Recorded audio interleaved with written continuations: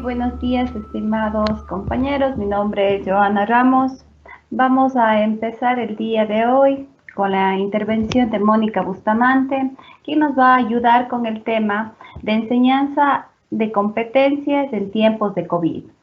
Bienvenida, Mónica. Muy buenos días.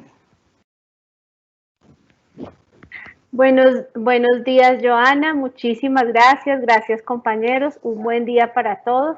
Bienvenidos pues a esta charla. Quisiera, como presenta Joana, como les comenta, empezar con esto de la enseñanza de competencias en tiempo de la pandemia. Una cosa muy que nos está sucediendo, nos llegó la pandemia, una circunstancia inesperada, una situación muy complicada emocional, físicamente para las familias, en nuestros contextos, en nuestros espacios, para nuestros estudiantes, y nos encontramos repentinamente sin estrategias para afrontar estos procesos de cambio. De repente nos tocó asumir una educación virtual, donde no todos tenemos ni las competencias ni las herramientas para hacerlo.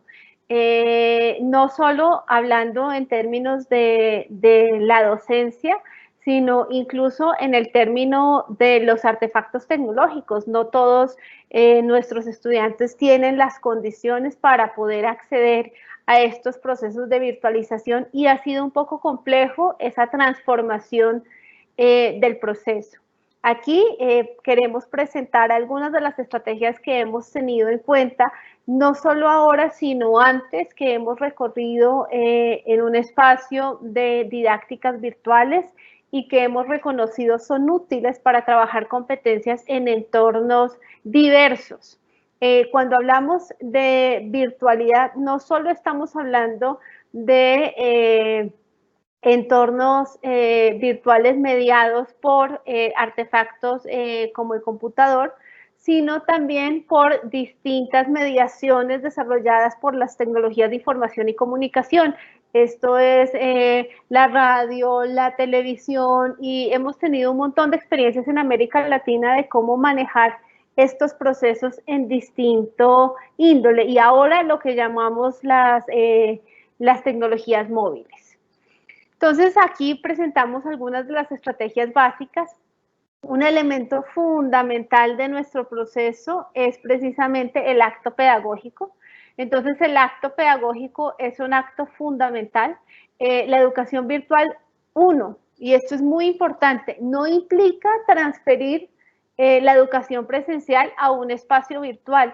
No es lo mismo los procesos cognitivos, los procesos neurodidácticos, neurocognitivos, no son los mismos que tenemos en el espacio presencial.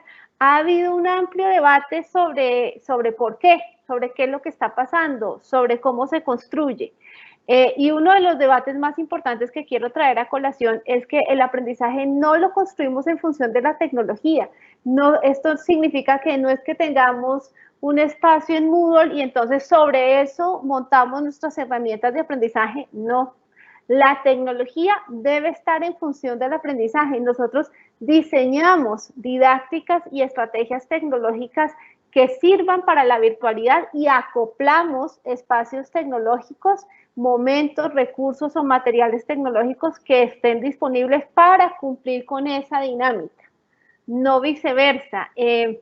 Cuando nosotros nos acoplamos a procesos tecnológicos existentes y acoplamos el aprendizaje al proceso tecnológico, no estamos reconociendo los procesos de interacción humana, le estamos dando agencia a un espacio tecnológico que en realidad no tiene esa capacidad. Entonces es muy, muy importante. Nosotros primero diseñamos, y aquí vamos a ver cómo, algunas estrategias para ese diseño de propuestas virtuales de educación, y después buscamos las herramientas tecnológicas que se amparan o que pueden contribuir a ese diseño. Son múltiples y ahí miren que encontramos estrategias mucho más innovadoras. No nos estamos limitando a un contexto, sino que estamos empezando a construir sobre nuestro propio quehacer docente. ese acto pedagógico que no podemos olvidar bajo ninguna circunstancia. Entonces, es ese acto pedagógico el que vamos a consolidar. En el debate de la tecnología, estos espacios, aparece la idea de que uno de los cambios más fuertes implica la mediación. Este es un debate que ha trabajado muchísimo la OEI, Naciones Unidas, en torno a lo que implica las didácticas virtuales y los procesos de pedagogía virtual. Entonces el debate empieza planteando que cuando estamos en el proceso presencial, la mediación, el proceso de mediación pedagógica, el acto pedagógico está enfocado en el docente. Es el docente el que usa herramientas, materiales y recursos para gestionar esa mediación pedagógica. ¿En función de qué? Pues en función de cómo ve que sus estudiantes están gestionando el aprendizaje, en función de cómo ve que se está construyendo el aprendizaje, en función de aprendizajes previos, en función de los modelos pedagógicos que identifique el docente como relevantes o la institución, en función de muchísimas variables. Cuando nosotros estamos en la virtualidad, la mediación adquiere un doble carácter. Por supuesto, por un lado está la mediación del docente. Sin embargo, esa mediación del docente también requiere de un soporte tecnológico, porque digamos que hay un intermediario que está ahí, hay un quiebre en ese proceso de ese intermediario que está ahí. Entonces es muy importante que empecemos a pensar en esos procesos, en esas articulaciones y empezar a mirar, bueno, y cómo es tener este soporte tecnológico. Tenemos entonces en el aprendizaje virtual dos tipos de aprendizaje. Un aprendizaje que es, y es muy importante identificar estos dos tipos y las diferencias en ellos, porque una cosa es el aprendizaje autodirigido y es un aprendizaje completamente autónomo, donde hay materiales diseñados solo para que el estudiante aprenda de manera autónoma, y aprendizaje facilitado. Nosotros en estos tiempos nos hemos concentrado mucho en el aprendizaje facilitado y por supuesto tiene unas características bien particulares. Entonces, digamos, en esta presentación nos vamos a enfocar en ese aprendizaje facilitado.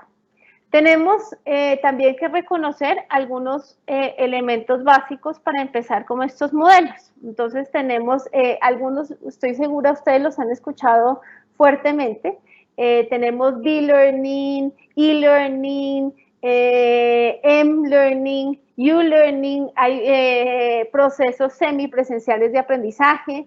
Entonces aquí nos vamos a enfocar en tres que creo que han sido muy relevantes en los tiempos del COVID. El e-learning, que es el aprendizaje electrónico, la educación virtualizada gracias a medios electrónicos. Entonces, aquí se está hablando de un proceso, en este caso, de virtualización de la educación mediado por procesos tecnológicos. Hay uno que se llama el Mobile Learning, M-Learning, que es metodologías de enseñanza-aprendizaje a través de dispositivos móviles.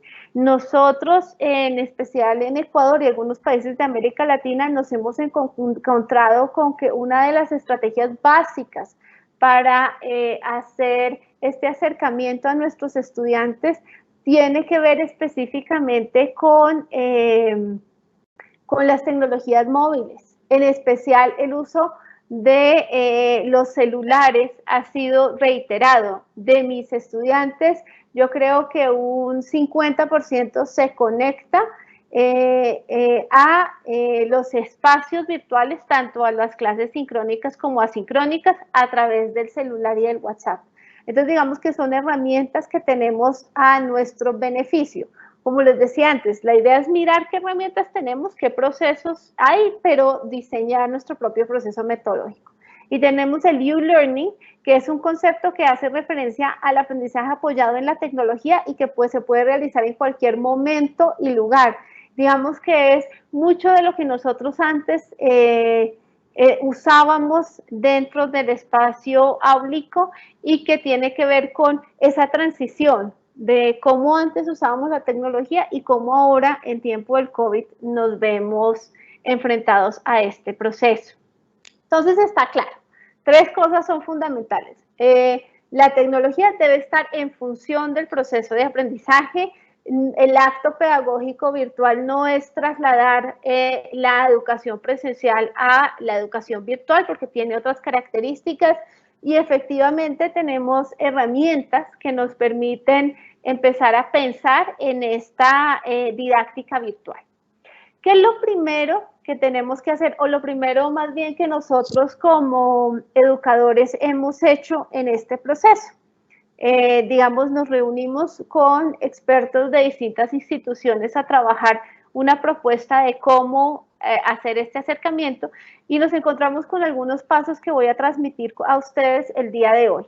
Lo primero es que cada docente identificara qué era lo que iba a trabajar, qué es lo que trabajamos.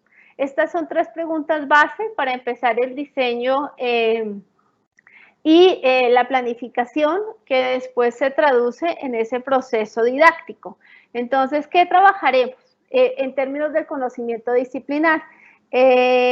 Algunas cosas tienen eje en ese proceso disciplinar y otras, digamos que no han sido priorizadas en este tiempo. Muchos espacios en América Latina, muchas instituciones nos han determinado priorizaciones en términos de contenidos. Entonces, digamos que aquí es reconocer cuáles son esas priorizaciones o hacer nuestras propias priorizaciones en términos de lo que consideramos se debe trabajar.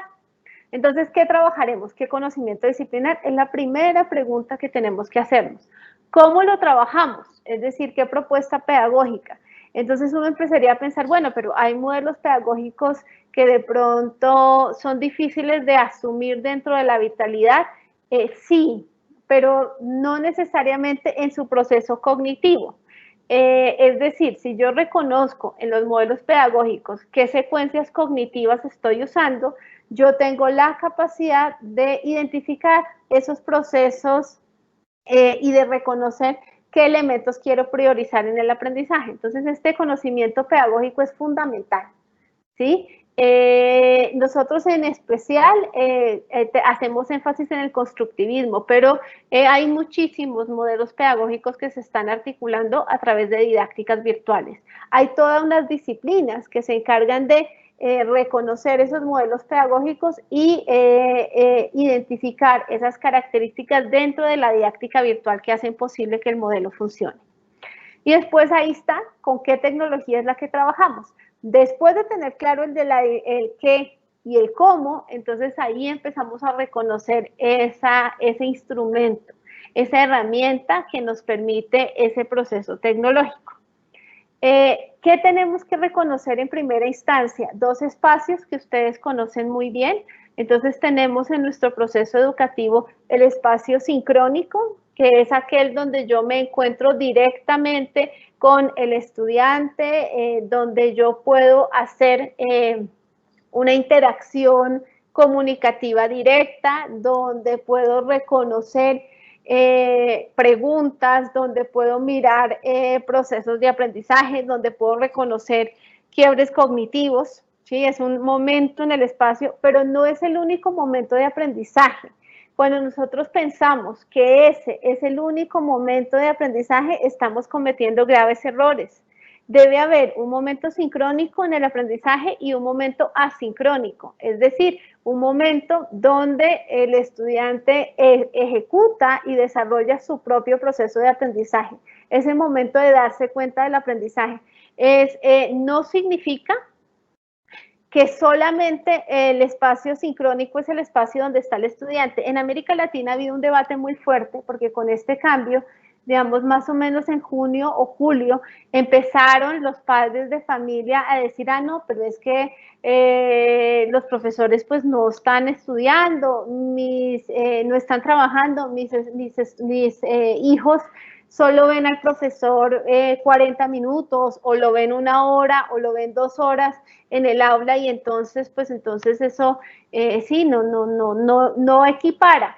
¿Por qué? Porque los padres de familia al principio, en esta transición, pensaron que tenía que ser igual la educación presencial que la virtual y en realidad no tiene las mismas características y no, como dijimos, es un mito pensar que se puede pasar de la presencialidad a la virtualidad exactamente. Entonces, es muy importante reconocer estos dos espacios, el espacio sincrónico y el espacio asincrónico de aprendizaje. El hecho de que no esté directamente el profesor en ese espacio asincrónico no significa que no esté mediando el aprendizaje. Nosotros vamos a construir herramientas que permitan que en ese espacio asincrónico se desarrollen procesos de mediación pedagógica que permitan los procesos de aprendizaje del estudiante. Entonces, es una articulación. No puede haber un momento sin el otro. En este tipo de propuesta donde estamos trabajando con aprendizaje facilitado. Incluso en algunas propuestas de aprendizaje autodirigido se reconocen estas dos estrategias, pero especialmente en este aprendizaje facilitado que reconocimos al principio. Entonces, ¿qué componentes hay que tener en cuenta para poder diseñar? Ya sabemos, sincrónico y asincrónico.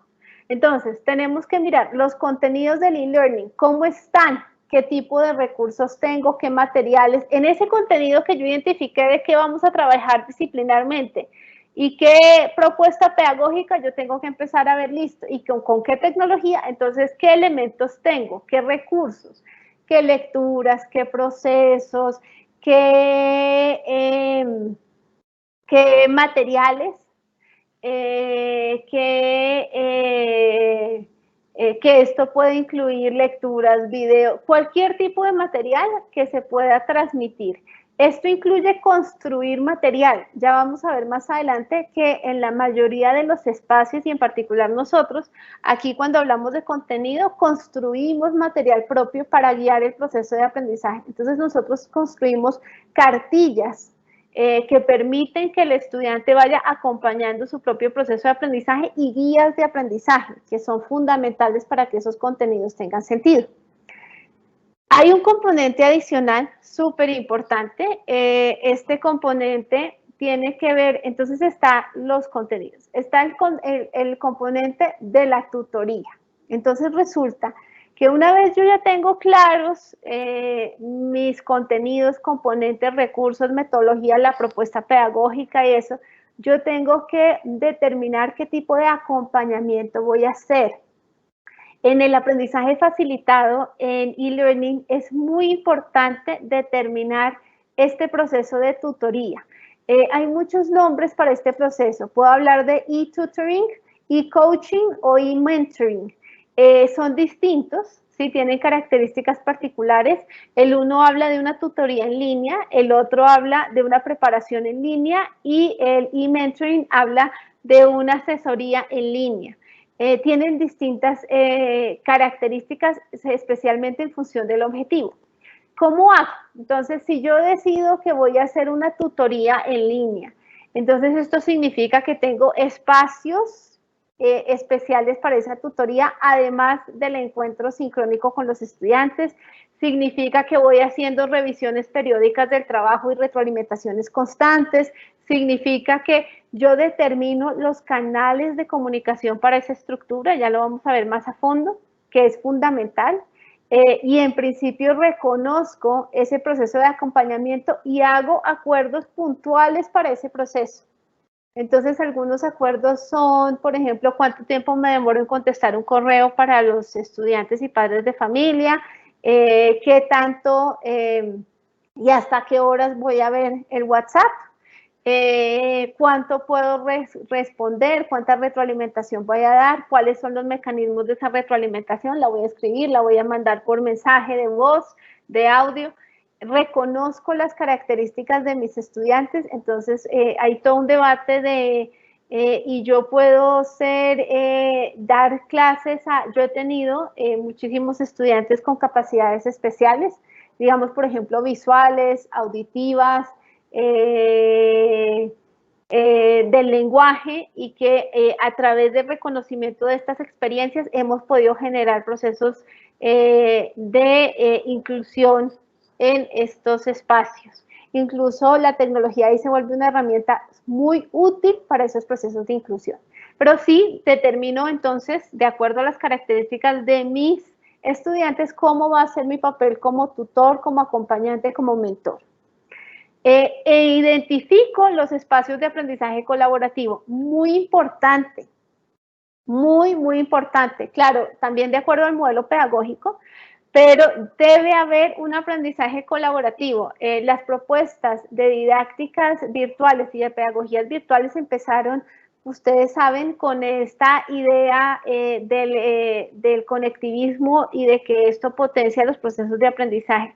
En realidad sí hemos encontrado, cuando hacemos análisis de educación virtual, que el aprendizaje colaborativo es un elemento fundamental. Entonces deben haber espacios donde haya intercambios con pares.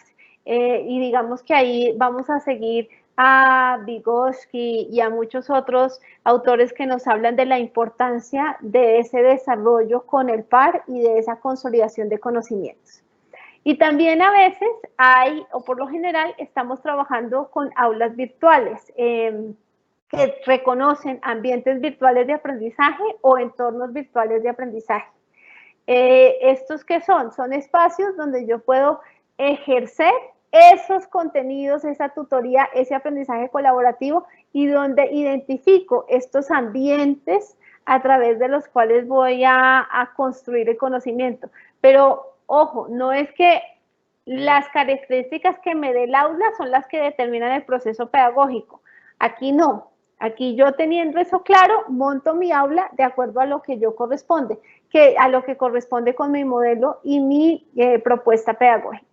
Que sí, pues el aprendizaje colaborativo es fundamental, entonces seguramente en el aula tendré un espacio de aprendizaje colaborativo, los contenidos, entonces seguramente tendré un espacio de contenidos y seguramente sí, tendré un espacio comunicativo si lo considero pertinente, pero mínimo tengo que tener estos elementos.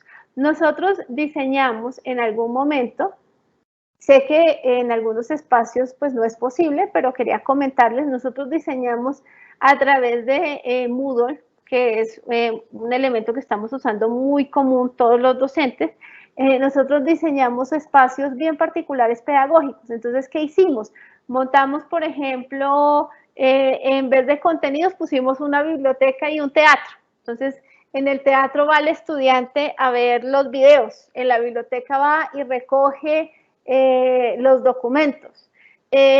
Montamos un espacio de comunicación, entonces tiene el foro, pero también tiene contacto con un chat, pero también tiene un espacio para hacer intercambio, por ejemplo, o para poner preguntas al azar. Entonces, digamos que son componentes que tiene Moodle, pero que nosotros diseñamos como si fuera una pequeñísima ciudad. En el aprendizaje colaborativo montamos un ágora. Entonces, en esa ágora hay espacios de talleres colaborativos donde pueden ejecutar. Pero digamos que esta es una apuesta que nosotros hicimos a un ambiente transformado virtual de aprendizaje, pero no necesariamente implica tener que hacerlo a través de un diseño del interfaz, sino que implica tener conciencia de qué elementos estoy trabajando y cómo. ¿Cómo monta uno un proyecto? Entonces tiene que tener clarísima la relación organizativa, quién está en ese proceso, cómo se están organizando los estudiantes. Muy importante, qué elementos o qué disposiciones tecnológicas tienen. Y esto es fundamental. Ahorita estamos tratando de hacer un proceso para apoyar a estudiantes que en realidad tienen, y lo hablábamos al principio, dificultades de acceso tecnológicas altas. Entonces, ¿cómo poder hacer ese proceso? Entonces, tenemos aquí nuestros 4 elementos. Organizativo, en términos de cómo se está organizando, qué tipo de estructura tienen los estudiantes. Yo me he encontrado entre mis estudiantes que, por ejemplo, hay problemas temporales, ¿no?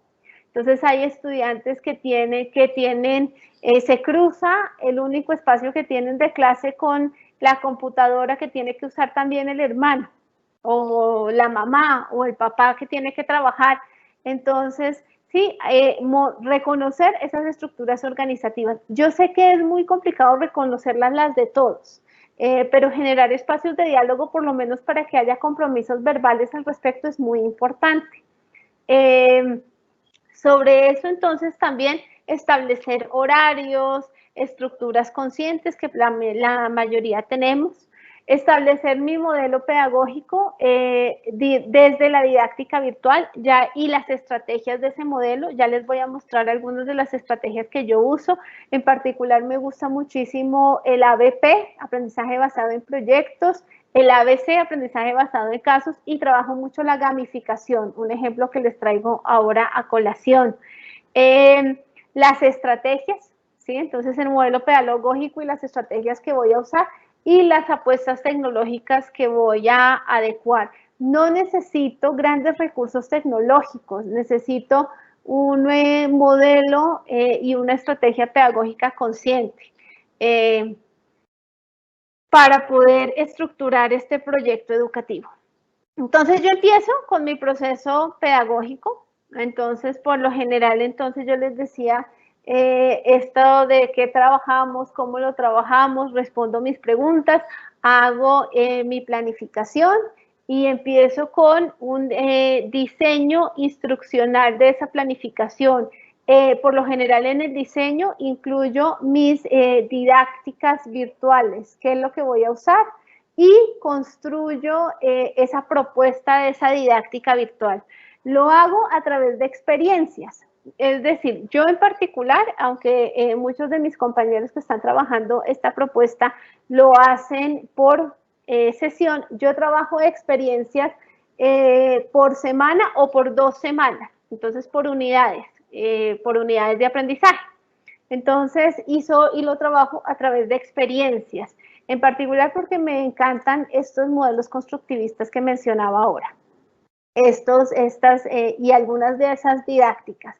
Entonces yo trabajo ese diseño instruccional, empiezo a mirar qué propuestas tecnológicas hay para hacer ese diseño real, qué acceso tienen mis estudiantes. En particular yo he encontrado un paralelo, entonces yo estoy usando tecnologías que corresponden con artefactos como el computador, pero también estoy usando tecnologías que corresponden con mobile learning, o como decíamos en particular con el WhatsApp.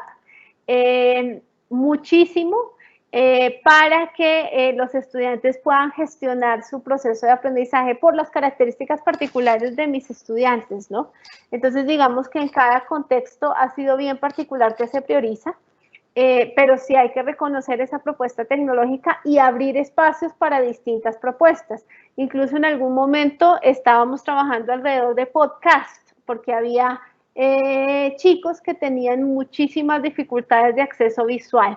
Entonces, digamos que se estaban trabajando distintos procesos de acceso que permitían ese aprendizaje eficiente.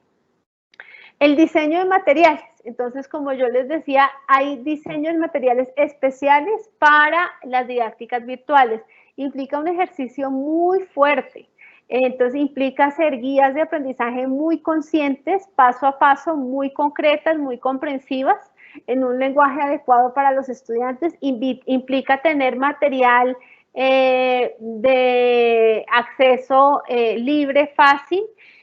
Implica construir, yo en particular construyo cartillas o cuadernillos temáticos que permitan que el estudiante recoja las ideas fundamentales. Planeo la secuencia de tutorías y bueno, y trabajo con los recursos virtuales. Muy importante, yo trabajo también con material concreto. Entonces ustedes dicen, pero todo es virtual, ¿cómo concreto? Entonces hay actividades asincrónicas que pido que el estudiante haga y que reconocen elementos que tiene en el hogar. Porque es muy importante consolidar ese proceso con material concreto. Que no esté yo no significa que el estudiante no lo pueda ejecutar. Claro, las condiciones no son las mismas, ya lo dijimos, pero también las actividades tienen un tinte que permite esa autonomía. Entonces, diseño esos materiales incluyendo esas estrategias y ese acercamiento al material concreto. En función más, con un componente un poco más autónomo del estudiante, ¿no? Es importante reconocerlo. Y sí se requiere mayor motivación del estudiante y mayor autonomía para que este ejercicio didáctico funcione. Planeo mi plan de tutorías y acompañamientos, entonces decido exactamente cómo va a ser. No solo los encuentros sincrónicos, como decía, sino los asincrónicos, cómo va a ser el mensaje por chat, cómo vamos a trabajar con redes sociales, cómo se va a retroalimentar, en qué espacios, en qué tiempos. Es muy importante que la comunicación quede muy clara, porque sobre esto se marca la confianza en las didácticas virtuales. Si yo mando un mensaje y nunca recibo respuesta, si yo tengo un trabajo y jamás fue calificado, o fue calificado y no tiene retroalimentación, esto genera procesos bien impactantes. La evaluación, entonces paso a los procesos evaluativos, tiene características distintas, como también tiene un carácter más autónomo este aprendizaje, la evaluación también es más autónoma.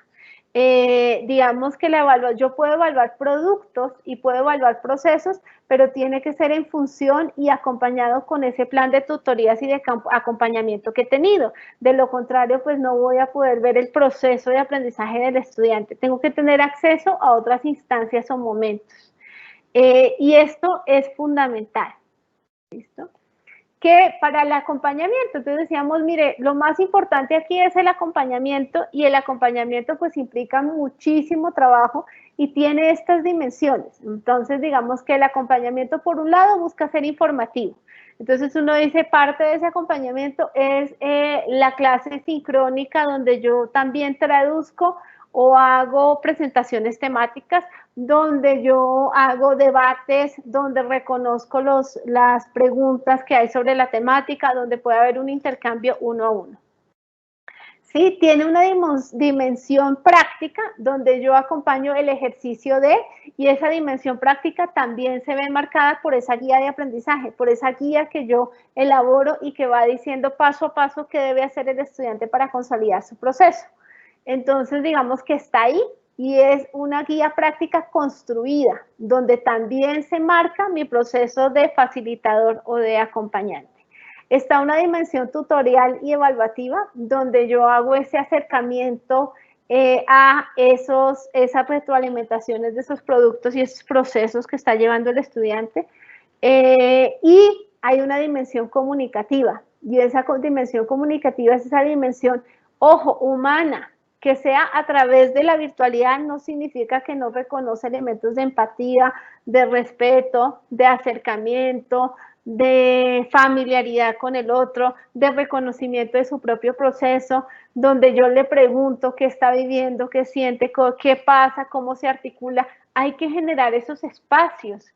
La relación física no es la única forma de generar esos procesos de acercamiento al otro, y por tanto cualquier tutoría que no tenga estas 4 dimensiones va a generar quiebres bien importantes.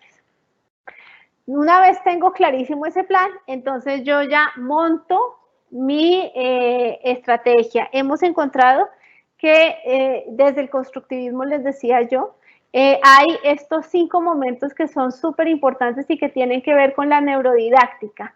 Entonces está el momento de iniciación de la clase, que buscamos que haya como un lanzamiento de esa información, de ese tema, que atraiga motivación al estudiante, ¿sí? Un momento de indagación, entonces donde se está indagando el tema, se empieza a repensar esos contenidos disciplinares, donde se empieza a ver dónde está ese espacio. Recuerden que aquí estamos trabajando con metodologías constructivistas, fomentamos una exploración. Entonces empezar a que el estudiante explore ese tema, y en esa exploración, entonces, pero miren que no pasamos a la exploración de primeras, sino hacemos un proceso inicial motivacional, trabajamos en esa indagación inicial que tiene mucho que ver con esa tutoría y ese acompañamiento. Después ya que hay esa indagación inicial colectiva, hacemos un proceso de exploración, donde le pedimos al estudiante que empiece a explorar sobre esas temáticas. Proponemos espacios de experimentación y socialización. Como les decía, el aprendizaje colectivo es fundamental. Sí se puede hacer aprendizaje colectivo en la red. Entonces, pero pedimos que haya y esto es particular, yo siempre trabajo la experimentación y la exploración individual y después hago momentos de acercamiento, porque pienso que uno tiene que primero ser consciente de lo que está haciendo para poder compartirlo con el otro. Hay otras estrategias y compañeros que están haciendo viceversa. Eso depende de los estudiantes que tengamos y de sus capacidades, ¿no? Porque a veces dividimos roles o gestionamos otro tipo de exploración que también es importante. Y después tiene que haber un momento de apropiación de contenidos. ¿A qué me refiero con apropiación de contenidos?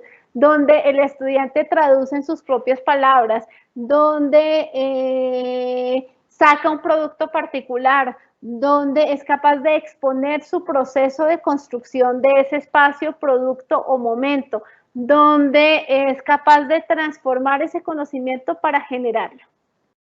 Trabajo con unidades didácticas, entonces en cada unidad está la guía de trabajo, las lecturas, guía de la cartilla, las lecturas sugeridas que hacen referencia a documentos primarios, los objetos de aprendizaje. Algunos autores y hace algunos años se hablaba sobre objetos virtuales de aprendizaje. Aquí se habla sobre objetos de aprendizaje, son objetos que fomentan el aprendizaje y que están basados en estrategias visuales, auditivas que permiten la comprensión y consolidación. Algunas veces los confundimos con materiales o recursos. Estos son objetos específicos que están concentrados en esos espacios de aprendizaje. Actividades de aprendizaje, no puede haber una unidad pedagógica sin una actividad que tenga esos espacios. Entonces puede ser una actividad para la exploración, una actividad para la socialización, una actividad para la apropiación, o puede ser que una actividad tenga varias de esos momentos y los incluya. Los encuentros sincrónicos y asincrónicos, este modelo de tutorías que siempre tenemos, el proceso de seguimiento y acompañamiento que también tiene unas herramientas bien puntuales, sí, y los procesos de evaluación. Entonces, ¿qué implica? Este proceso de aprendizaje cognitivamente debe tener momentos de codificación que van en el lanzamiento del tema, en esa indagación inicial y en esa exploración, donde yo miro qué conocía antes, qué conoce ahora mi estudiante, cómo se articula, y el estudiante va mirando cómo codifica esa información. Momentos de consolidación de la información que sobre todo van en procesos de exploración, experimentación y socialización, donde va adquiriendo sentido ese aprendizaje, y momentos de recuperación donde yo ya hago uso y puedo traducir esos aprendizajes, utilizarlos, encontrarlos y procesarlos de una manera particular. Entonces, ¿qué sugerencias hay cuando yo trabajo estos momentos?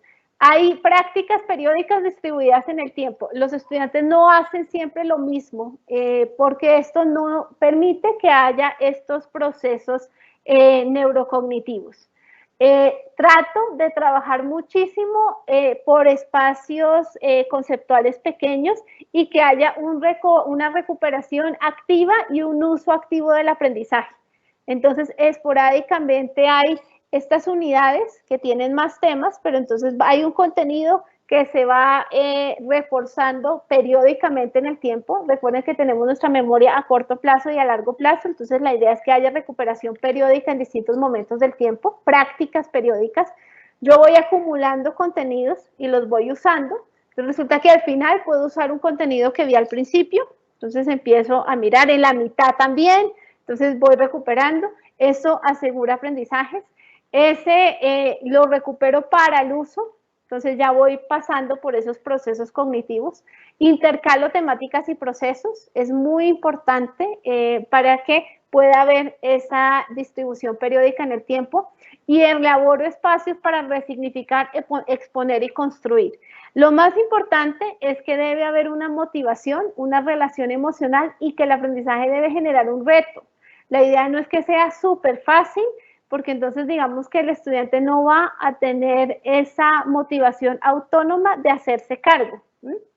Entonces es muy, muy importante generar eso. Estrategias de aprendizaje, como les decía, les presentaba algunas, creo que ya me queda poquito tiempo, pero bueno, voy a hacerlo rápidamente. Trabajamos en términos muy importantes de la motivación. Para trabajar la atención trabajamos en un ambiente activo, entonces trabajamos mucho la gamificación, esta secuencia de juegos serios o este juego serio que permite trabajos de aprendizaje. Voy a traerlo a colación porque me parece muy importante. Implica plantearle al estudiante un reto que tiene elementos individuales, pero que también tiene procesos de colaboración. En este reto, el error es una oportunidad y es lo más importante de la gamificación o del aprendizaje basado en proyectos o en problemas, que la idea no es que el estudiante no se equivoque, la idea es que el estudiante se equivoque conscientemente y que pueda construir sobre esa equivocación. Por eso es tan importante el plan de tutorías. Por lo general, yo espero que mis estudiantes hagan las primeras estructuras. Después me reúno con ellos y vemos ese quiebre cognitivo y eso genera un proceso metacognitivo bien importante. La perseverancia, entonces tiene que ser, como les digo, en el tiempo, consecuencias y por unidades temáticas y debe generar esa idea de seguir adelantando. El respeto a la diversidad, se usan estrategias para la inclusión con distintas características, pero no solo con aprendizajes o con capacidades diversas, sino también con las capacidades que tienen los estudiantes. Hay unos que les cuesta más trabajar en público, hay otros que les encanta ser más creativos, hay otros que son menos creativos, entonces que digamos que tenemos en cuenta diversidad dentro de ese reto, que las distintas estrategias de solución del juego permitan que los estudiantes tengan distintas aproximaciones a él. No hay una sola solución, hay varias, se puede llegar de distinta manera a la solución dependiendo de las habilidades que tenga el estudiante. Entonces ahí trabajamos habilidades y trabajamos memoria porque van usando en los retos del juego distintas estrategias. ¿Qué elementos de gamificación debo tener? Entonces, objetivos y metas del juego, hay un objetivo concretísimo. Entonces, por ejemplo, uno de los juegos que desarrollamos fue un detective que iba trabajando sobre la construcción de la seguridad en plataformas tecnológicas, por ejemplo. Hay unas reglas de juego que son muy claras, es muy importante tenerlas claras. Hay una experiencia narrativa que tiene que ver como con una historia y unos elementos. Esos elementos son experiencias que recogen contenidos disciplinares concretos, entonces es bien importante. Está la libertad de equivocarse, el uso de la retroalimentación, entonces el estudiante se equivoca y vuelve a un escenario inicial y empieza otra vez por otro camino hasta que encuentra el camino que es. Hay una cooperación que tiene en cuenta las distintas habilidades, vuelve y se establecen reglas. Esto es fundamental porque las reglas son tanto del juego como de la cooperación. Hay una libertad para elegir caminos. En estos juegos serios es muy importante.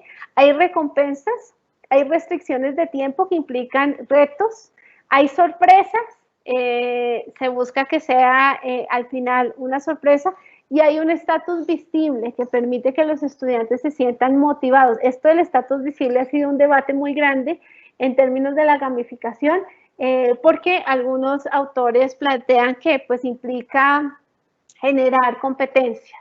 Sí. Entonces, en general, ¿qué pasa? ¿Sí? O qué quiero dejar en ustedes como esta semillita. Sí podemos, sí se puede, se pueden generar procesos de aprendizaje bien interesantes a través de la didáctica virtual, requiere un conocimiento y un trabajo didáctico bien fuerte, requiere reconocer los límites y las articulaciones con determinadas tecnologías, pero requiere sobre todo de un modelo bien concreto de enseñanza-aprendizaje que ustedes quieran plantear. Hay que reconocer ese acto pedagógico con otro tipo de mediación, pero hay que reconocerlo.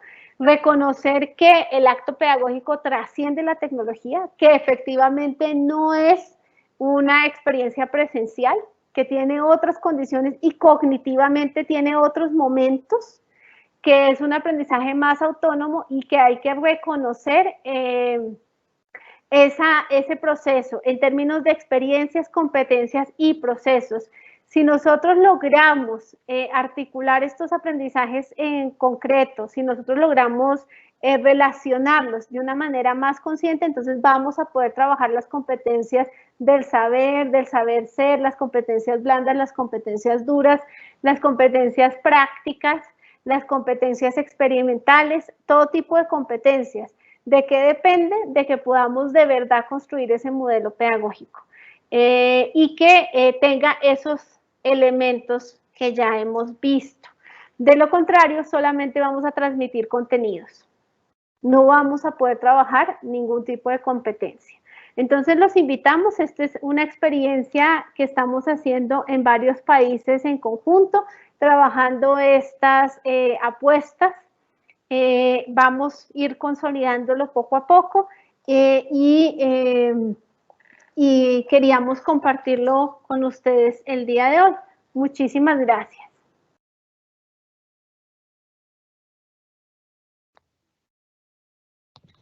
Muy amable, Mónica, por tan valiosa exposición con este tema muy importante hoy en día, ¿no? Ahora vamos a pasar a las preguntas. La primera es, ¿existe alguna plataforma para trabajar el docente en la modalidad de M-Learning? En realidad, plataformas particulares para trabajar Mobile Learning, hay herramientas, hay recursos, pero plataformas tal no hay. Sí hay plataformas que tienen contacto directo con estrategias del Mobile Learning. Entonces, la idea es que si tú identificas una estrategia particular, tienes tu propio ambiente virtual de aprendizaje o tu entorno virtual de aprendizaje, dependiendo de lo que estés trabajando, puedas traducir esos objetos virtuales y esas experiencias de aprendizaje en el Mobile Learning, sí. En este momento lo que se hace en Mobile Learning es transmitir esos objetos de aprendizaje y esas experiencias de aprendizaje. Sí hay unas plataformas experimentales en Europa, pero lastimosamente nosotros todavía no tenemos acceso a ellas. Esperemos que pronto sea así. En especial en Bélgica están trabajando con unas. Muchísimas gracias. La siguiente pregunta, ¿cómo cambiar la perspectiva puesto que los estudiantes deben ser actores protagonistas del cambio socioeconómico en el que se desarrolla y por tanto involucrarse con ellos? Sí, es muy importante hacerlos dueños de su aprendizaje. Yo creo que una de las herramientas fundamentales que dice la misma pregunta, que nos da esta oportunidad de la virtualidad, que de pronto no hemos visto porque pues ha sido difícil la transición, es que el estudiante tiene que ser más autónomo, tiene que darse cuenta de su proceso de aprendizaje y en ese proceso de darse cuenta tiene que empoderarse de su rol económico, social, cognitivo, funcional. Yo creo que si logramos que los estudiantes se articulen con un verdadero proceso, ellos van a darse cuenta y empoderarse en su propio quehacer. Es una oportunidad, entonces sí debemos, pero también lo hacemos a partir del moldeamiento. Si ellos generan autonomía y en esa autonomía se van dando cuenta de sus posibilidades, vamos a poder trabajar ese empoderamiento. Es un proceso. Muchas gracias, Mónica. ¿Cómo hacer el proceso de e-learning si la mayoría de los estudiantes no tienen acceso a Internet? Sí. Lo que estamos haciendo es lo siguiente, recuerda que el e-learning, la idea es que tú, y nosotros estamos trabajando distintas estrategias, la idea es que tú tienes tu diseño pedagógico y tu didáctica, entonces tú miras qué herramientas te sirven. Yo estoy trabajando, por ejemplo, como te decía, a veces trabajo con podcasts, a veces trabajo incluso con herramientas de televisión, a veces trabajo con herramientas de mobile learning. No tiene que ser necesariamente a través del computador, no tiene que ser en este ambiente virtual de aprendizaje. Yo puedo construir el ambiente virtual en función de otras herramientas tecnológicas. Entonces, sí se puede siempre y cuando tú tengas clarísima tu didáctica. Incluso hemos hecho gamificación por pasos a través del WhatsApp. Listo, muchas gracias. Y la última pregunta, ¿una evaluación diagnóstica sería relevante o no en la estructura cognitiva del estudiante? Es muy importante en la estructura cognitiva del estudiante, por eso hablamos de los quiebres cognitivos. El estudiante y el docente tienen que saber qué había antes, qué tipo de conocimiento había antes y qué conocimiento hay ahora. De lo contrario, no se pasa a esa codificación y esa recuperación y consolidación de la información. Yo no codifico lo que para mí no tiene sentido y no codifico si no ha habido antes un quiebre cognitivo. Ese quiebre es la evaluación diagnóstica. ¿Qué sé antes y qué sé ahora? ¿Qué hay de diferencia entre una y otra y qué me hace ver ese proceso de aprendizaje? Es fundamental, fundamental. Sin eso no puede haber un proceso, bueno, desde el constructivismo, claro, un proceso de aprendizaje. Muchísimas gracias, Mónica. Le agradecemos mucho por la participación, sin antes mencionar que existen muchos mensajes de felicitaciones por su exposición. Muchas instituciones a nivel nacional se han hecho presentes el día de hoy. Desearían también algunos docentes que se pueda dar más herramientas sobre estrategias didácticas en algún momento, en otra oportunidad, para tener un poco pendiente eso. Muchísimas gracias, un honor compartir con ustedes, conmigo cuentan siempre de todo corazón. Mil gracias y un buen día para todos. Muchas gracias, Mónica. Bien, ahora vamos a continuar con la segunda parte del evento. Ahora damos la bienvenida a este encuentro a la máster Paulina Cadena, directora nacional de bachillerato. No sé si me confirman, por favor, si se encuentra ya conectada la máster.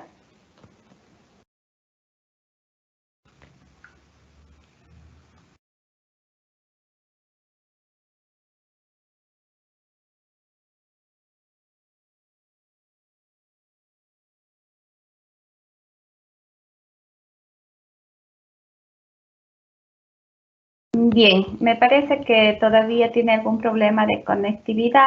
Vamos a continuar, por favor, Mónica, ya que te tenemos aquí, aprovechar con otras preguntas que nos habían realizado mientras ella se encuentra aquí. Claro por favor. A ver, vamos con la siguiente pregunta. ¿Qué opina de la aplicación de las narrativas digitales como estrategia didáctica en este ámbito? Mira, me encanta. La aplicación de las estrategias narrativas digitales es súper interesante. Ha generado muchísimos cambios y muchísimos procesos de aprendizaje. Tiene los elementos de codificación, consolidación y se le puede incluir, dependiendo de la narrativa, la propuesta de recuperación de la información y genera esos procesos cognitivos de aprendizaje. Incluso genera quiebres muy interesantes. Además, abre espacios de motivación. Entonces, me parece fundamental el uso de estas estrategias didácticas. Muchas gracias. ¿Por qué es importante el constructivismo como herramienta de aprendizaje? Bueno, en realidad ahí digamos que peco un poquito porque en particular, ¿no?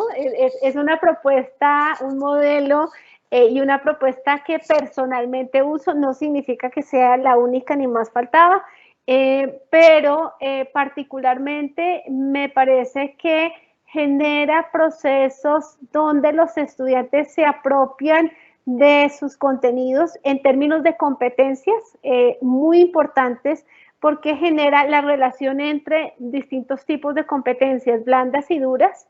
Digamos, hemos trabajado un montón con ingenieros en esta apropiación de contenidos ya en educación superior también y se encuentra uno que estrategias constructivistas permiten que haya como una apropiación holista de esos sistemas de competencias. En básica hemos visto que el ser, el saber hacer y el saber se articulan alrededor de procesos prácticos y de praxis muchísimo más claras. Digamos que por eso personalmente me fascina el constructivismo, en especial en el uso y la recuperación que hace de los contenidos de aprendizaje. Muchas gracias.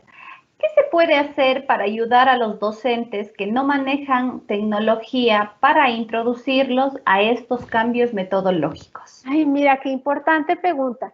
Estamos haciendo una cosa bien importante, es que tenemos algunos docentes que definitivamente no usan. Con ellos nos sentamos, hicimos un plan didáctico. Entonces, digamos que pasamos por todas las etapas didácticas. Estos docentes son buenísimos en sus espacios didácticos y presenciales.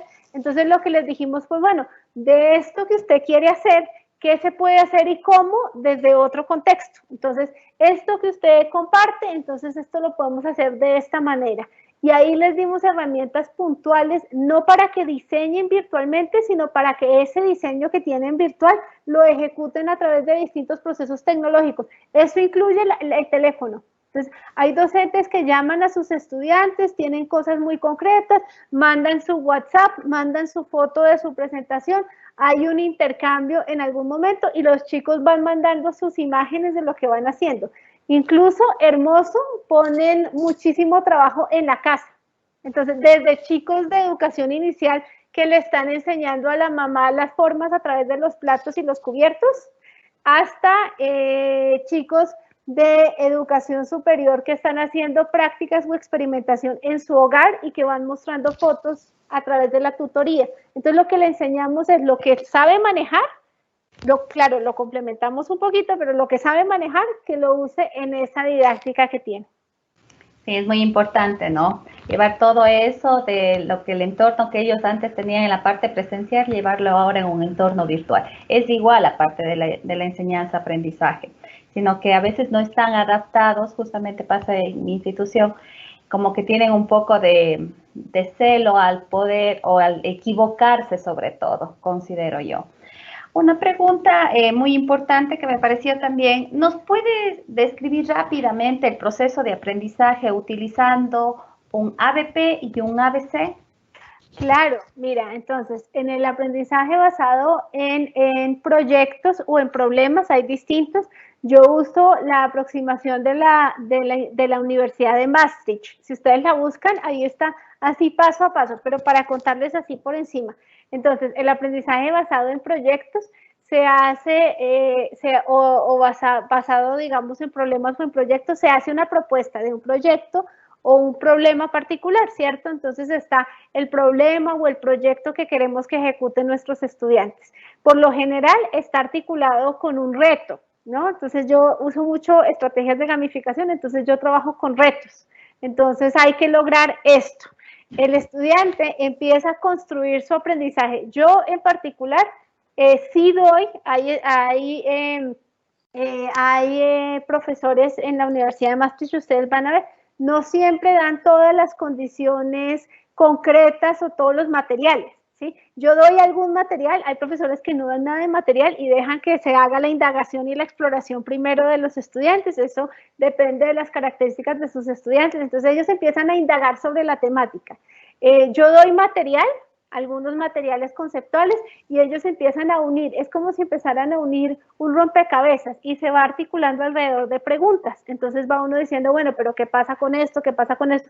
Van haciéndolo, lo hacen en grupos, mis grupos no superan 4 o 5 personas, cada grupo, cada persona tiene un rol, no hacen todos lo mismo, ¿sí? Entonces hay un secretario del grupo, hay un investigador, hay un comunicador, pongo roles en los grupos, ellos se van articulando y cada uno desde su rol va empezando a, identifico habilidades, ellos identifican habilidades y sobre sus habilidades sus roles. Empiezan a armar su proyecto, su proceso o a solucionar su problema, ¿no? Entonces empiezan a construir esos aprendizajes. Eso tiene fases. Entonces la primera fase, yo trabajo por 3 fases, pero es por el modelo pedagógico, por los espacios y las unidades temáticas. Entonces la primera fase tiene que ver con esa identificación y esa contextualización del problema, qué actores hay, quién está vinculado. Aquí me uno con las estrategias que les contaba en la primera charla. Entonces, digamos que trabajo mucho con comunidades de aprendizaje, con articulación de redes, con quién está involucrado, qué tecnologías hay, qué sistemas están pasando, después que tienen esa identificación, hacen en la fase 2 un diseño, entonces empiezan a diseñar y a construir su proyecto, a ver si lo pueden, qué se requiere, qué se requeriría para que fuera sustentable, sostenible, culturalmente relevante, digamos eso. Y en una fase 3, entonces está esa implementación. Yo espero que implementen por lo menos un prototipo y que así se vaya consolidando. Este sería como un ABP. En ABC hace referencia a aprendizaje basado en casos, entonces digamos que ahí varía un poquito, pero esos son retos y momentos que reciben esa indagación, exploración y codificación y recuperación de la información. Muchísimas gracias, Mónica. Excelente tu descripción entre los dos tipos, ¿no? Te queremos agradecer. Estamos con muchísimas más preguntas después de justo cuando se abrió la parte para poderlas dar. Pero ahora vamos a dar la bienvenida a Andrea Salomé Villarreal, especialista de bachillerato de la Dirección Nacional de Bachillerato. Bienvenida. Muchísimas gracias, Mónica también. Bienvenidos a todos, un gusto poder compartir en esta mañana con ustedes. Como ya mencionaron, mi nombre es Salomé Villarreal.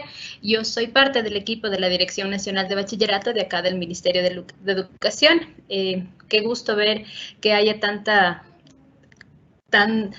interés por los temas de bachillerato técnico. Yo en esta mañana les voy a compartir un poco sobre la estrategia de bachillerato técnico que viene implementando la Dirección de Bachillerato desde el 2018. Si me da un momentito, voy a poner acá.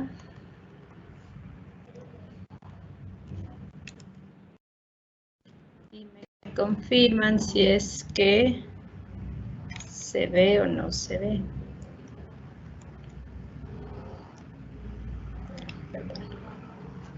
Ahí se puede visualizar ya la presentación. Sí, justamente sí, ya se puede visualizar. Muchísimas gracias. Como les decía, la Dirección Nacional de Bachillerato, y muchos de ustedes deben conocer, es parte de la Subsecretaría de Educación Especializada e Inclusiva del Ministerio de Educación. Esta dirección es responsable de la oferta de bachillerato en educación ordinaria, es decir, en los chicos que están en edad escolarizada, de 15 a 18 años es normalmente nuestro rango, ¿no es cierto? Dentro de la oferta de bachillerato, y hablando del bachillerato general unificado, tenemos las dos ofertas, ciencias y técnico. En el bachillerato en ciencias actualmente tenemos a más... si hablamos, del bachillerato general unificado a nivel nacional y dentro del sostenimiento fiscal tenemos más de 600,000 estudiantes. Ahorita tenemos ciertas estrategias o ciertas acciones específicas que estamos trabajando con los colegios de bachillerato en ciencias. Una de ellas es la implementación de buenas prácticas educativas internacionales. Esta iniciativa o este piloto atenderá a 187 instituciones que comprende cerca de 6,000 estudiantes. Hablando del bachillerato técnico, que es en donde nos vamos a tratar de enfocar en esta mañana, tenemos dentro del sistema fiscal 1.085 unidades educativas que imparten bachillerato técnico y que concentran a más de 200,000 estudiantes. De la población en educación fiscal, el 35% de nuestros estudiantes son parte de una de las figuras del bachillerato técnico, ¿no es cierto?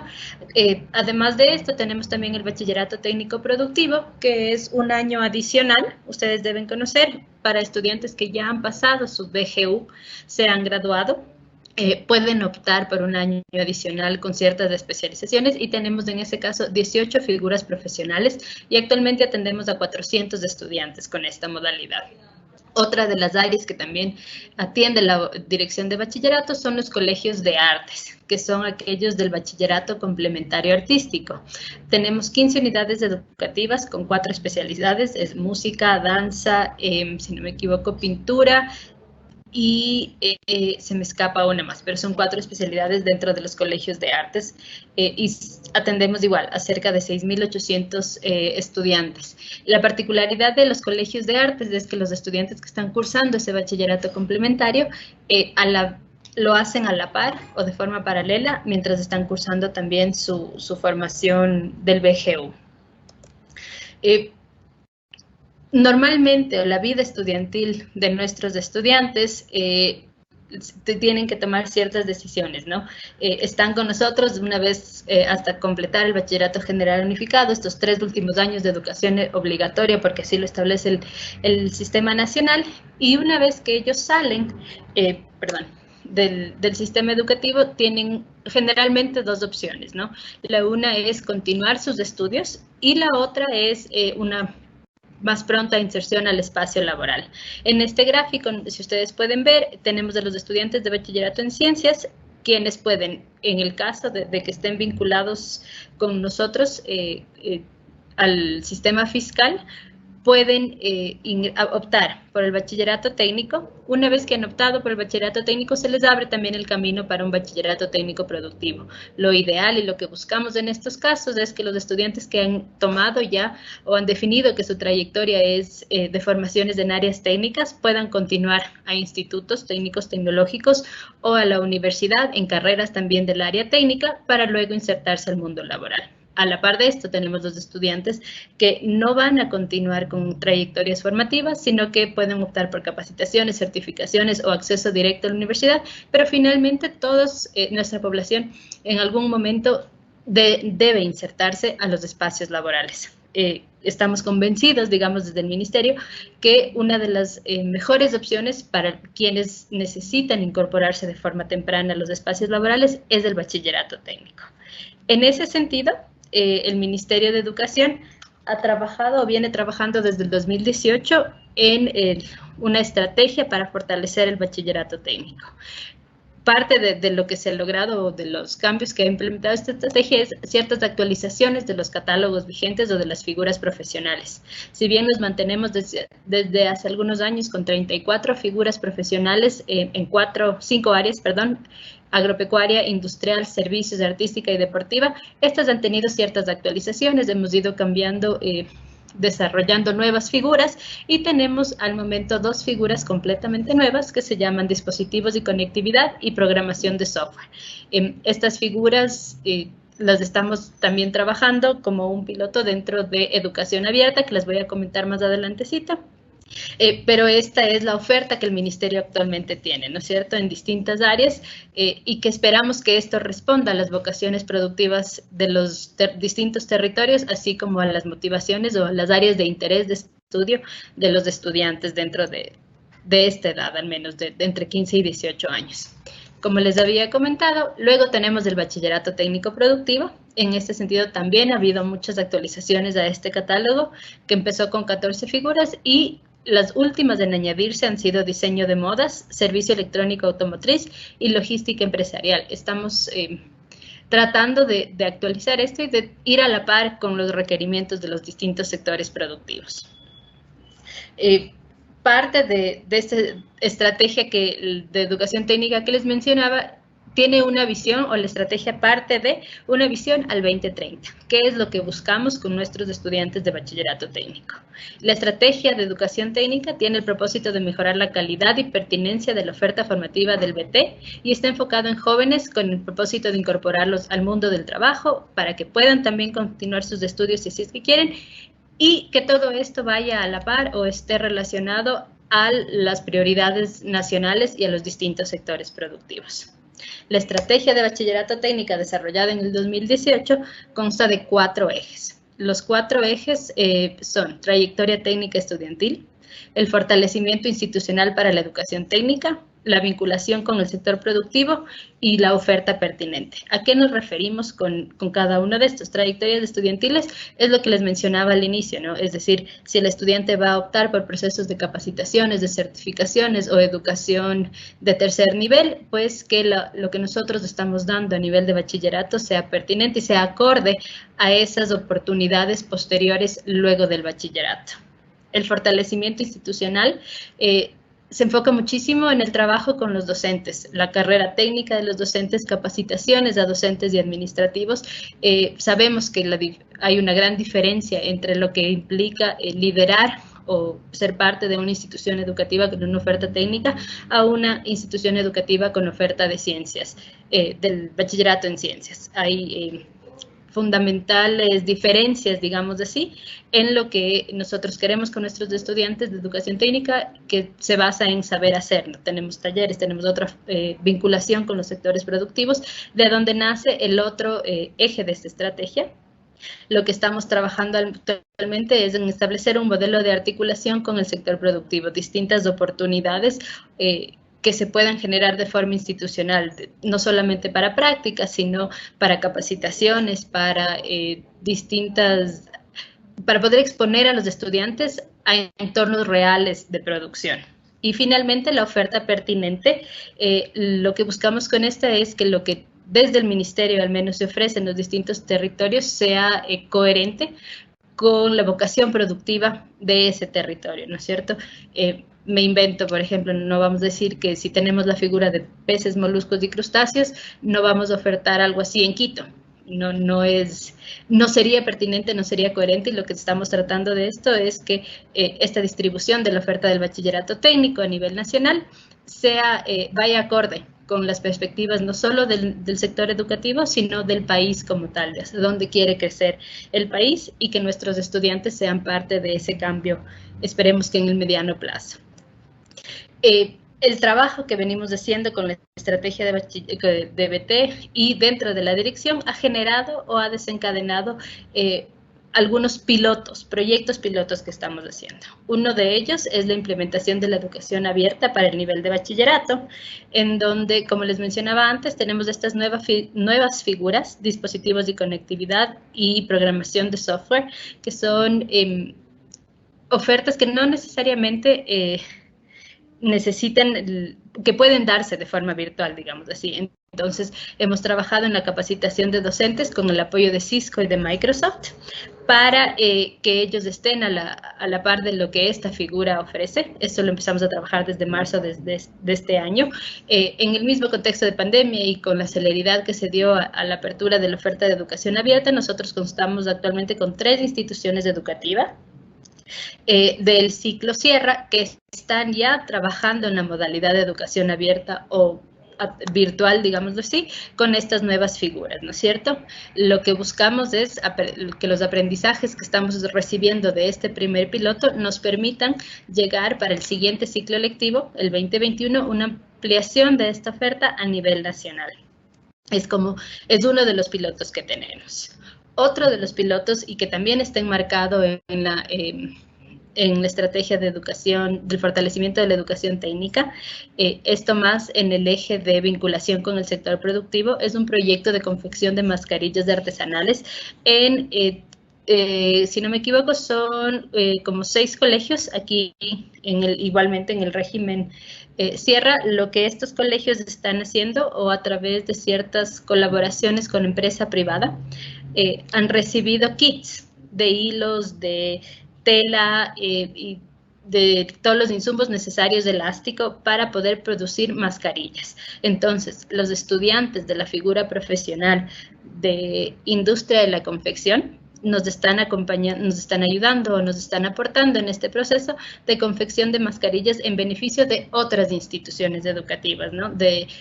Con menos posibilidad, digamos, de adquirir esto. Es parte de también el plan Aprendamos Junto en Casa de la segunda fase, en donde esperamos que las mascarillas que se están confeccionando por estudiantes del bachillerato técnico puedan beneficiar a otros estudiantes que son parte de las instituciones educativas que pretenden regresar a las actividades presenciales. Esto, como les digo, también es en el marco de la estrategia, es parte de la vinculación con el sector productivo y es un ejemplo de cómo nuestros estudiantes pueden no solo aportar como al mercado, sino también a necesidades actuales y necesidades, en este caso, en el contexto de la emergencia.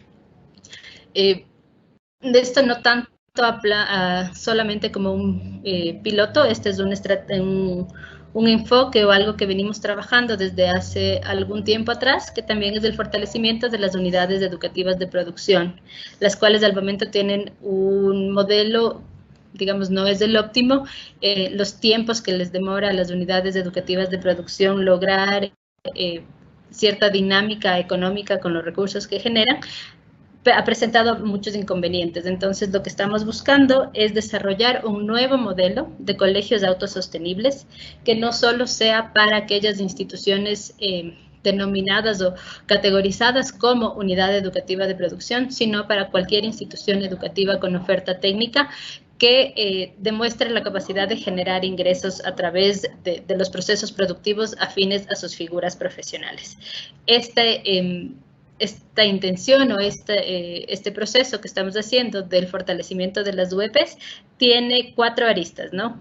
Sabemos que hay que trabajar en la parte organizacional, de cómo se planifica un proceso productivo, de cómo se ve los insumos que tengo, con cuántos estudiantes cuento, porque no buscamos que solamente sea un tema de generación de ingresos o de autogestión, sino que esto aporte al proceso educativo de los estudiantes. Entonces tiene el enfoque organizacional. Hablamos también de un enfoque comercial. Entonces esto sí es ya de cómo se va a realizar la comercialización de lo que se genere. Un enfoque financiero. Sabemos que necesitamos fortalecer capacidades y para esto no puede ser un trabajo solo del Ministerio de Educación. Al ser un proceso productivo es indispensable contar con el apoyo de otras instituciones públicas y privadas. Aquí un agente importante o un aliado importante es el Ministerio de Agricultura y Ganadería. Y también tenemos el enfoque de la producción, generación de planes de negocio, para lo cual también hemos trabajado con con Ban Ecuador, que nos dé cursos para los docentes, para el personal que está atado a las unidades educativas de producción, en cómo llevar ciertos modelos de negocio, en cómo manejar temas financieros.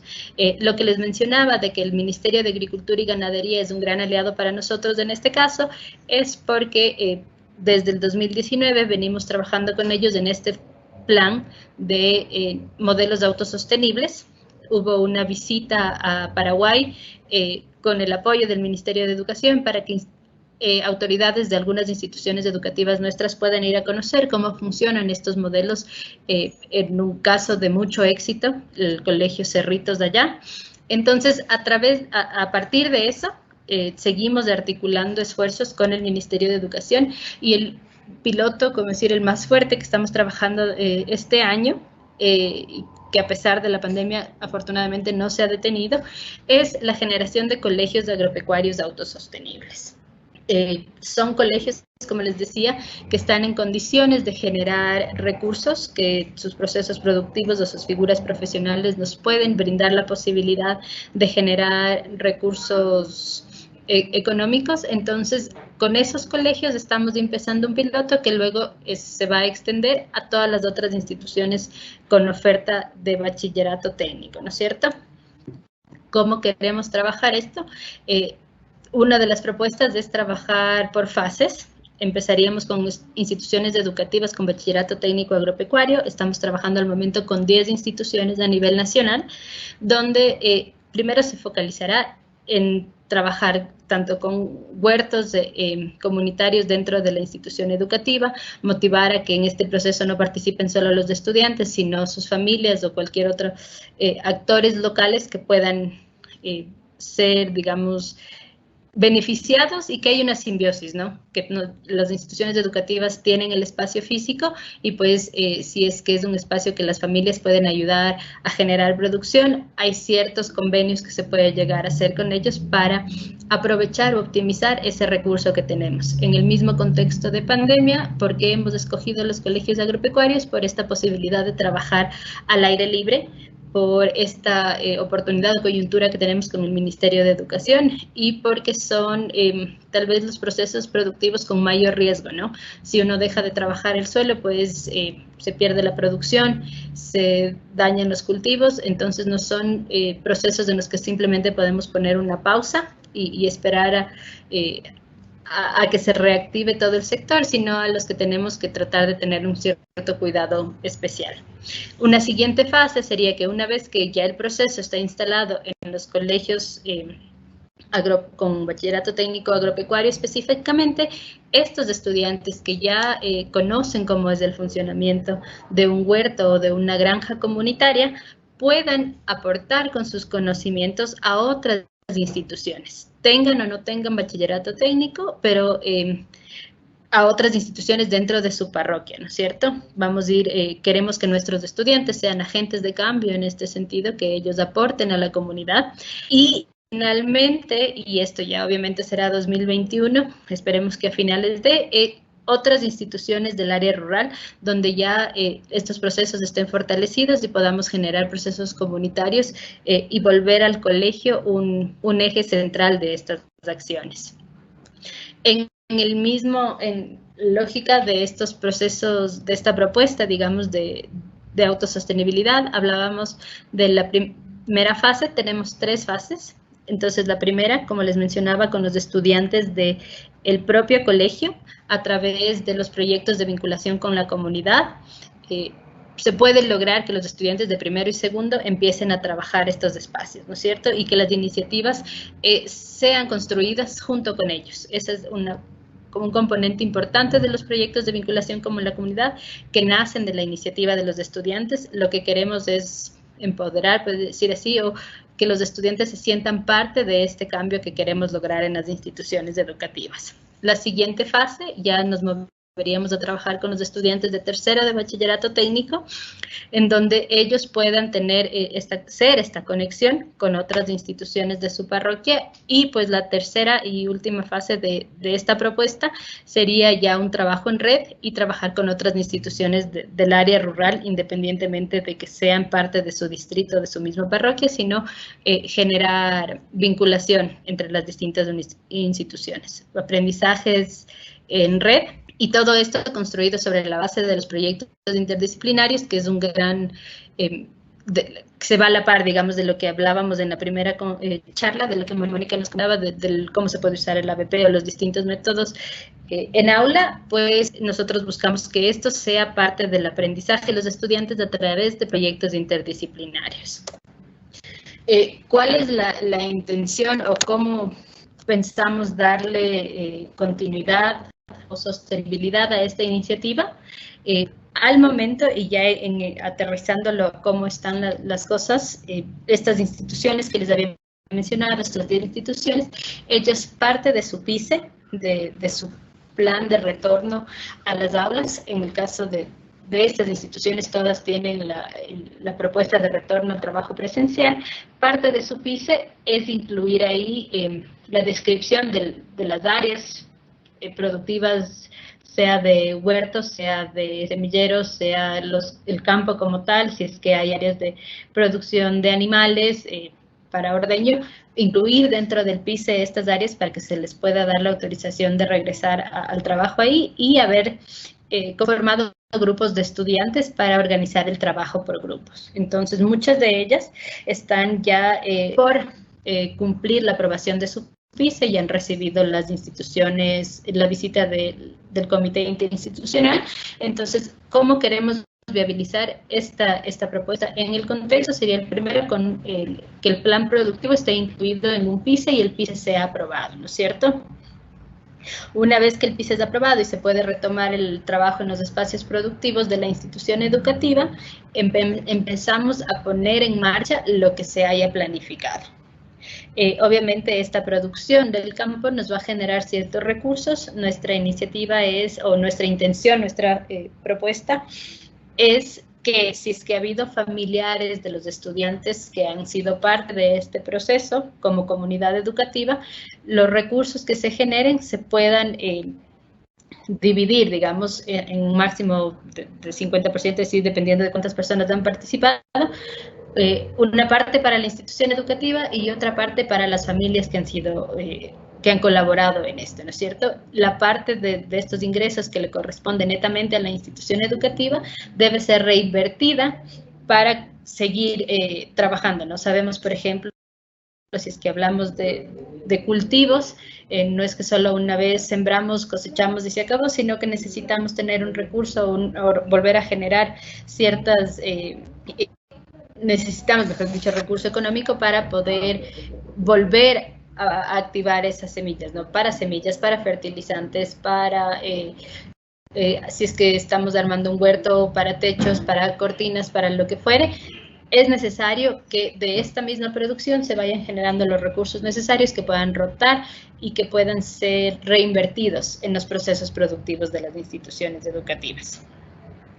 A lo que queremos llegar con esto es, puede ser como un poco soñado, pero sí, son como 200 instituciones educativas que tienen la oferta de bachillerato técnico agropecuario, así es como están distribuidas a nivel nacional, es decir, sabemos que el país es netamente, tiene un don para la producción agrícola y queremos aprovechar eso a través de los estudiantes, entonces es empezar a trabajar en estos 10 instituciones piloto, generar un aprendizaje que nos permita ampliar esta experiencia a las demás instituciones agropecuarias. No es que todas las instituciones con oferta agropecuaria deban llegar a ser parte de esto, pero sí son son las que mayor potencialidad tienen, digámoslo así. Lo que buscamos con este modelo, con este aprendizaje, es luego poder ampliar este conocimiento a otras instituciones educativas con oferta técnica. El modelo de colegios autosostenibles no está limitado al área agropecuaria, es algo que se busca con todas las instituciones técnicas. Hay al momento, hemos ya identificado instituciones educativas de todo el país que sin ser UEP generan recursos y están trabajando y los depositan, ¿no es cierto? Lo que queremos ahora y una de las recomendaciones para quienes estén aquí como autoridades de esas instituciones que generan recursos, el primer paso sería en este año pedir que se les cree una estructura dentro de la fuente de autogestión, la fuente 002, y que se empiecen a dar esta oportunidad de manejo autosostenible de los procesos productivos. No queremos con esto decir que la institución debe mantenerse sola o debe generar recursos para todo su funcionamiento, pero sí, de alguna forma, que también es motivante para los estudiantes, para los docentes, ver que su trabajo genera recursos y que pueden ser parte de la economía de sus territorios. Eso en cuanto a la estrategia de educación técnica y los pilotos que estamos llevando en este año. No sé si tienen alguna inquietud, alguna consulta, algo en lo que les gustaría que se profundice. Estoy atenta a cualquier pregunta. Muchísimas gracias, muy importante la información. Salomé, sí tenemos ya algunas preguntas y justamente es acerca de cómo deberían realizar las instituciones educativas de bachillerato técnico para llegar a obtener estos recursos desde el Ministerio de Educación económicos. Hasta el momento habíamos trabajado con el formato, con digamos, la denominación de unidades educativas de producción. Estas instituciones educativas de producción recibían un recurso denominado fondo rotativo desde el Ministerio de Educación. Lastimosamente, ese es el modelo que no ha tenido como mayor éxito ahorita por el tiempo que ha tomado, que toma normalmente dentro del distrito, dentro de las distintas instancias del ministerio, efectivizar esos recursos. Entonces, la propuesta para este año es ya no trabajar a través de este modelo de fondos rotativos, sino al contrario, lo que buscamos es que sean las propias instituciones educativas. Si me dan un ratito, les podría enseñar cuál es la intención. Las instituciones educativas deben armar un proyecto productivo. Este proyecto productivo, su primer paso es contarnos qué es lo que ya tiene la institución, qué es lo que puede hacer líquido lo más pronto. A veces sí, instituciones como las que tienen industria de la confección tendrán prendas, hay instituciones que tienen calzado y tienen cosas embodegadas. El primer paso y cómo queremos iniciar esto no es con fondos rotativos, sino a través de procesos propios de la institución.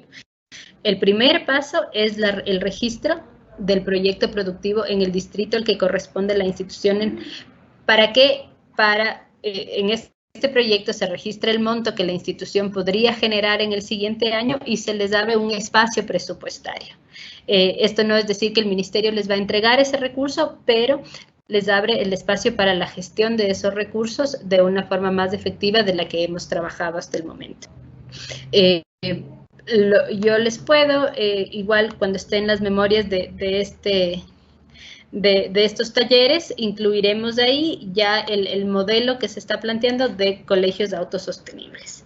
Ahí, como les digo, lo primero que se tiene que hacer es la institución educativa trabajar en un proyecto productivo y registrar el proyecto en su distrito. Ese es el primer paso. Haber inscrito el proyecto y poder dar, ese es lo que arranca, ese es el disparador. Desarrollar un proyecto productivo y registrarlo en el distrito. Según eso, vamos trabajando con aquellas instituciones con mayor potencial de autogestión. Muchas gracias. La siguiente pregunta sería, ¿se podría regresar a trabajar con estudiantes de la figura profesional de industrialización de productos, alimentos, a pesar de que el área física es pequeña en el laboratorio? Se puede, claro, lo que no se puede es regresar con todos los estudiantes a la vez. Lo que se recomienda en estos casos es la conformación de grupos y que los grupos, rotación de grupos y de docentes, ¿no es cierto?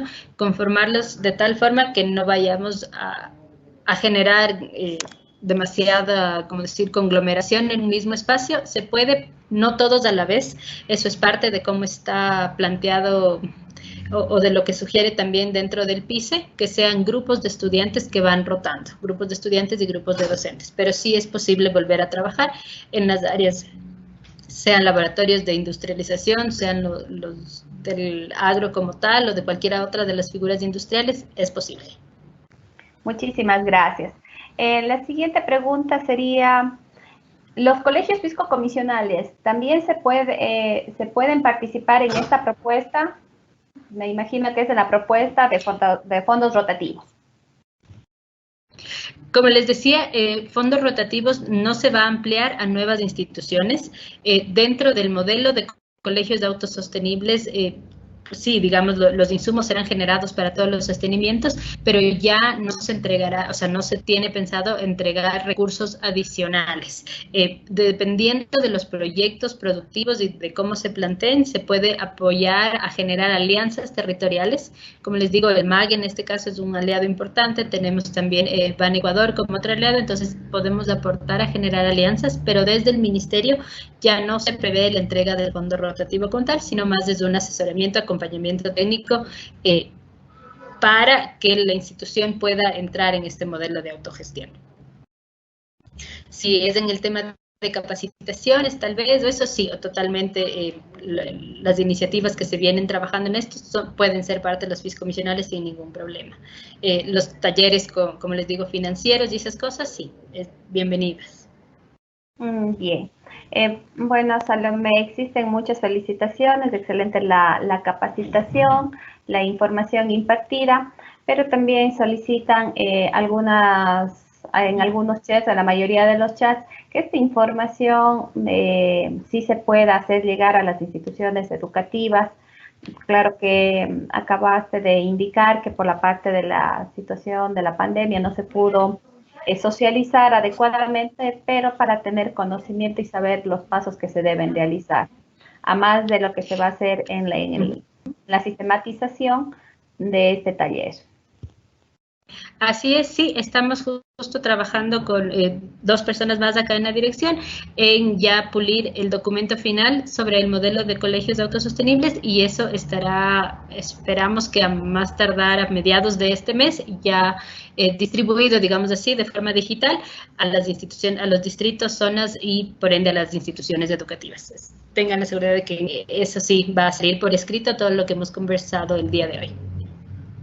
Eso sería, Salomé, muchísimas gracias por la intervención. Sin antes mencionar y sin olvidarnos, muchísimas gracias a todas las autoridades, sí, a todos los integrantes de las comunidades de profesionales de aprendizaje de la zona 6, que justamente está el compañero segundo también que estamos realizando, y obviamente a todos los directivos y docentes de todo el país, de las instituciones educativas de bachillerato técnico.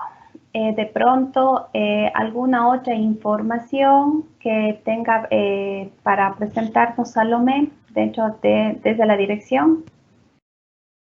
No, digamos que eso era lo que queríamos compartir esta mañana con ustedes. De todas formas, como saben, estamos siempre dispuestos a cualquier inquietud, cualquier consulta adicional.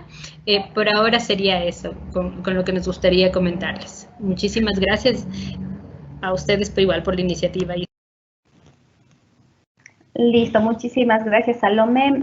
Algunos docentes en el chat también piden su número de celular.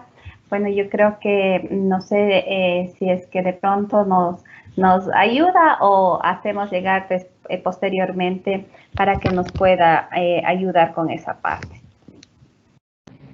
Les puedo dejar ahorita mi correo, no, si es que gustan, salome.villarreal@educacion.gov.es. Listo, para todas las personas que están aquí, pedían ese contacto, pues ahora nos ha entregado Salomé. Y por supuesto, bueno, agradecer al equipo de asesores educativos, también quienes han estado en este proceso con todos nosotros para la participación y para que se pueda dar el evento. Bien, agradecerles a todos ustedes, decirles que este es solo un pequeño inicio de lo que tenemos preparado para educación técnica, decirles que ya estamos pensando en la segunda etapa, para el mes de enero vamos a tener una segunda etapa, estamos pensando también juntamente con el Ministerio de Educación, con BBOB, con la zonal, los distritos, y básicamente esta red de compañeros de educación técnica de acá de la zona 6, agradecerles a todos ellos porque por la gran ayuda que ellos dieron. No se olvide que este proyecto, esta idea, tiene cero costos, ¿no? Lo que es la parte bonita de la pandemia. Todo un proyecto donde que tenemos posiblemente más de 8.000 inscritos y que no cueste nada, más aún que solo las ganas de hacer algo por la parte educativa. Y en eso tengo que dar mi infinito agradecimiento, primero a la gente que aporta, que aprueba. Y acá tengo al señor director digital, al máster José Ordóñez, que también ya se volvió loco con su distrito. Recuerde que este es la 10ª capacitación que tenemos, ¿no? Y invitarles también a las demás zonas. Eso es importante decirles a las demás zonas, ¿no? Las ventajas que tiene esto de estar por Zoom, esto de Teams, es que podemos juntarnos en todas las capacitaciones. Les doy un dato, la semana que viene, del 7 al 11, estamos con una capacitación para todos los docentes que manejan laboratorios de física, de química, de biología. O sea, hay muchas capacitaciones que podríamos juntarnos entre colegios. Y es por eso que si ustedes tienen alguna idea, si tienen alguna locura pedagógica, que siempre lo decimos, háganos conocer. Nosotros también quisiéramos ser partícipes de lo que ustedes tienen. Caso contrario, escríbanme. Mi correo es segundotoledoc@hotmail.com. No sé si por ahí está Iván, que es la persona que de atrás ha estado manejando todo, y a quien le debo un agradecimiento enorme, y a todo el equipo del Ministerio de Educación. Sigamos trabajando de esta manera, sigamos trabajando. Hemos preparado para estos días. Mañana van a tener la segunda parte, póngase, de planificación, pero el viernes, ojo, el viernes vamos a estar enlazados con la Escuela Agrícola de Paraguay, justo con lo que manifestaban en este momento, ¿no? Para ver cómo hacemos todo lo que tiene que ver con la escuela agrícola, cómo es que se volvió autosostenible. Tuve la suerte de estar en el 2011, me parece, visitando la Escuela Agrícola de Paraguay y también las otras escuelas que funcionan en Paraguay, toda la parte técnica, y pudimos ver las bondades de lo que implica una escuela autosostenible. Y es factible hacerlo en el Ecuador. Nosotros lo hicimos, ¿no? Tenemos una experiencia bien grande y con ganancias interesantes. En un momento tuvimos hasta, me parece que $15.000 solo de entradas a visitar al colegio. Entonces es perfectamente factible, sí se lo puede realizar, y celebro que el Ministerio de Educación también ya esté generando este tipo de ideas. Así es que de mi parte, agradecerle, Joana, qué trabajo enorme que hace. Joana también es parte de la red de colegios de acá de la zona 6, juntamente por ahí debe estar William y todos ellos. Es un grupo de 11, tal vez locos por educación técnica, que nos han dicho, sí, queremos apoyar.